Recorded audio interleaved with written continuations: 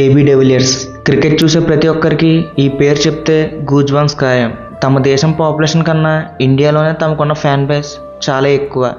ఈయన 17 ఫిబ్రవరి 1984లో సౌత్ ఆఫ్రికాలో జన్మించారు. ఏబీడీ కుటుంబం మొత్తం స్పోర్ట్స్ పర్సన్స్ కావడంతో తమ చిన్నప్పటి నుండి క్రికెట్ ఎక్కువగా ఆడేవారు. కానీ ఏబీడీకి బ్యాటింగ్ ఇచ్చేవారు కాదు, ఫీల్డింగ్కే పరిమితం చేసేవారు. చివరిలో కేవలం 1 ఓవర్ మాత్రమే బ్యాటింగ్ ఇచ్చేవారు. అయినప్పటికీ ఆ చివరి 6 బంతుల్లో అద్భుతమైన సిక్స్లు కొట్టేవాడు.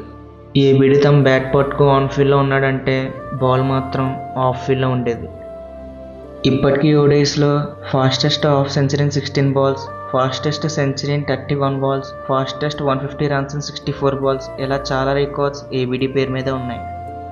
ఐపీఎల్ డెత్ ఓవర్స్లో 232.56 స్ట్రైక్ రేట్తో బౌలింగ్కి ఏ ప్లేయర్ వచ్చినా తమ అద్భుతమైన 360 బ్యాటింగ్ స్కిల్స్తో బౌలర్స్కి చెమటలు పట్టించేవాడు. మీలో ఎవరైనా ఏబీడీ ఫ్యాన్స్ ఉంటే ఇప్పుడే వీడియోకి లైక్ చేసి కింద కనిపిస్తున్న సబ్స్క్రైబ్ బటన్ క్లిక్ చేసి పెట్టుకోండి.